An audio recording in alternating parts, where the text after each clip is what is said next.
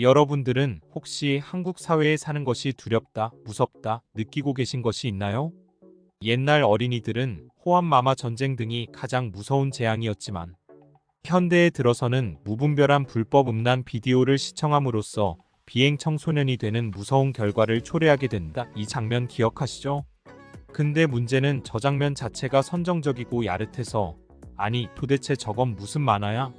하고 청소년들의 호기심을 자극해서 원작을 찾아보게 되는 부작용을 낳기도 했죠. 아 저거 봤지? 이러는 분들 어디서 구했는지 묻지는 않겠습니다. 내 이런 실없는 소리나 하고 있을 만큼 한국 사회 살면서 일상생활에 무서움이나 두려움을 느끼는 일은 없습니다.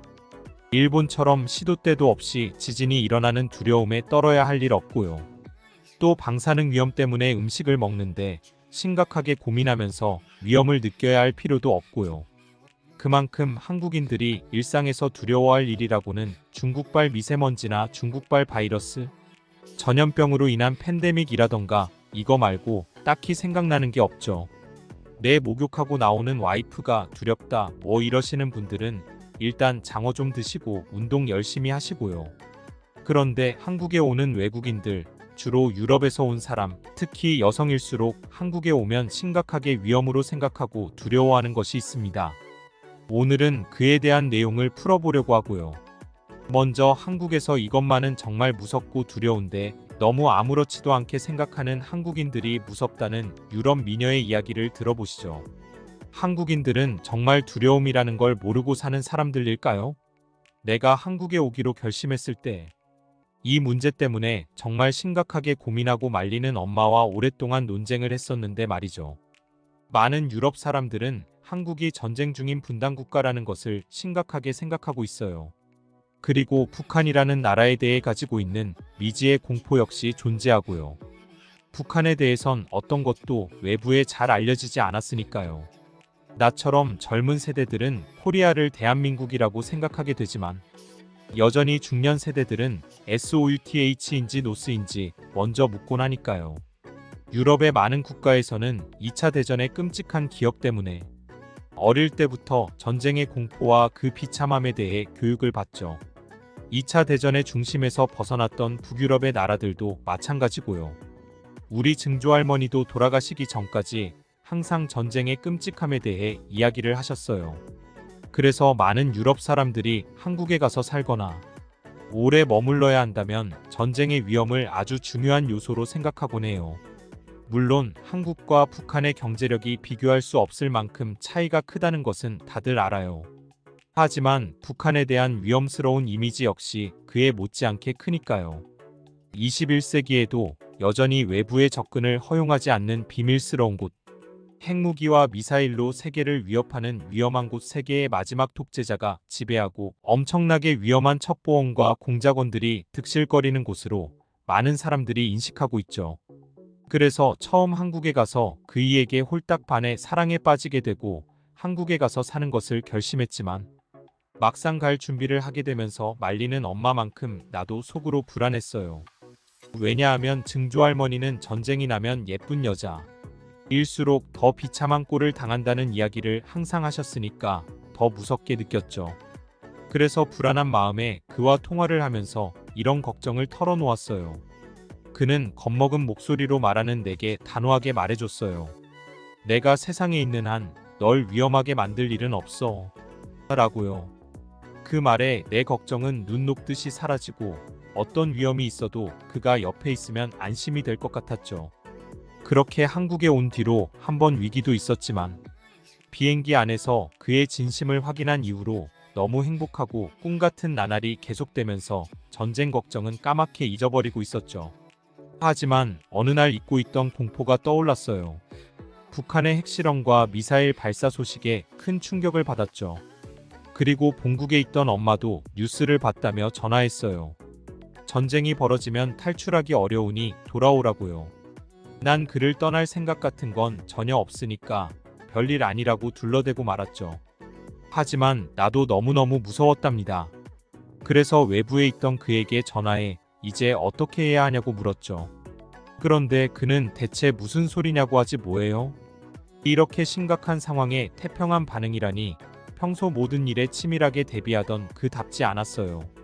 내가 전쟁이 날 것 같다는 이야기를 하자 그는 잠시 침묵하더니 집에 가서 중요한 이야기를 해주겠다고 말했어요.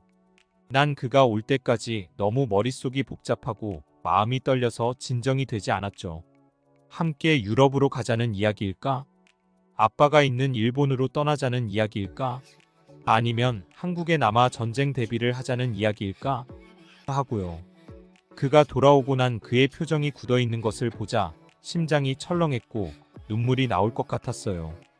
그는 나를 무릎에 앉히고 이제부터 하는 말을 잘 들으라고 했죠. 난 숨도 안 쉬고 그의 품에 달라붙어 귀를 기울였답니다. 그의 말은 충격적이었어요. 전쟁이 나면 자기도 총을 들고 싸우겠다는 이야기. 난 하늘이 무너지는 기분이었죠.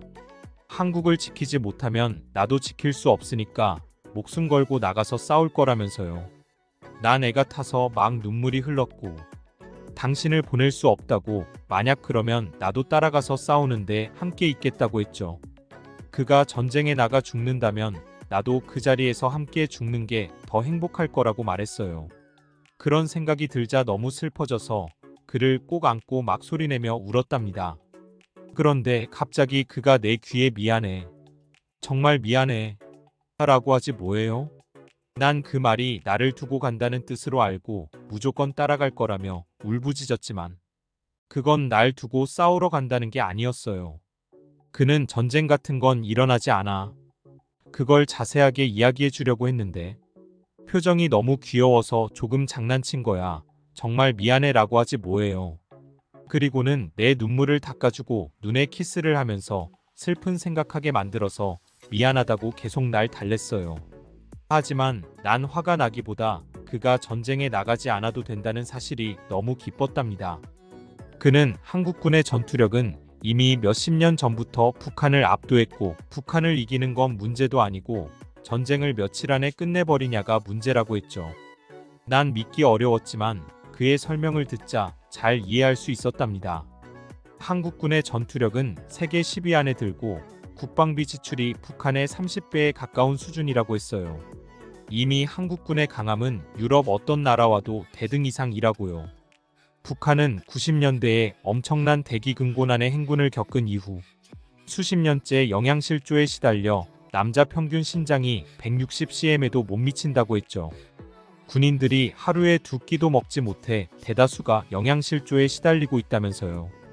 그래서 북한군의 현역 군인들이 군복무를 마친 한국 예비군에게 두 사람이 덤벼도 못 당하고 40, 50대 남성들에겐 상대도 되지 못할 거라고 했어요.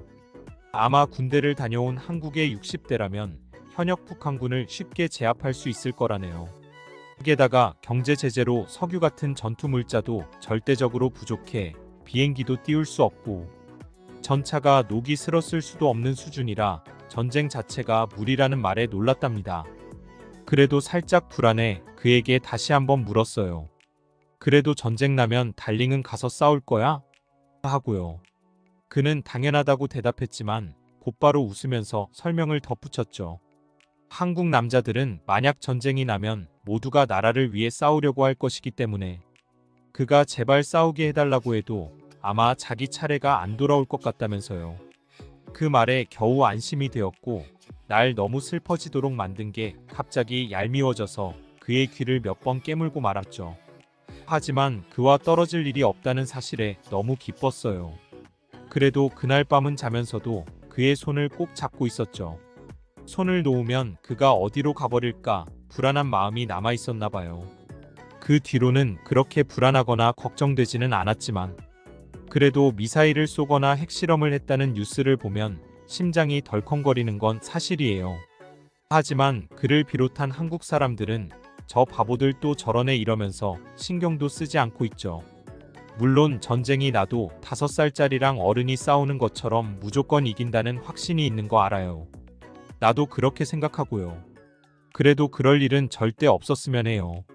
한국 사람들 누구도 다치기를 바라지 않고 그와 떨어지는 건 상상도 하기 싫어요.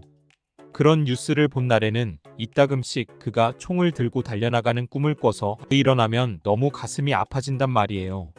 내 두 손을 꼭 모으고 진지한 표정하고 있는 게 너무 귀여워서 장난 좀 쳤다가 따라갈 거라고 통곡을 해서 얼마나 미안하던지. 너무 미안해져서 한참을 달랬던 그런 경험담을 꺼내봤고요. 진짜 말로 표현할 수 없을 만큼 감동을 받아서 다시 떠올리면 지금도 찡해요. 이 여자는 진심으로 내 목숨 살릴 수 있으면 자기 목숨 웃으면서 내놓겠구나. 얼마나 사랑스러웠는지. 그래서 다시는 저런 걸로 장난 안 쳐요. 사실 한국군의 전투력이나 북한군의 사정은 다들 알고 계시잖아요.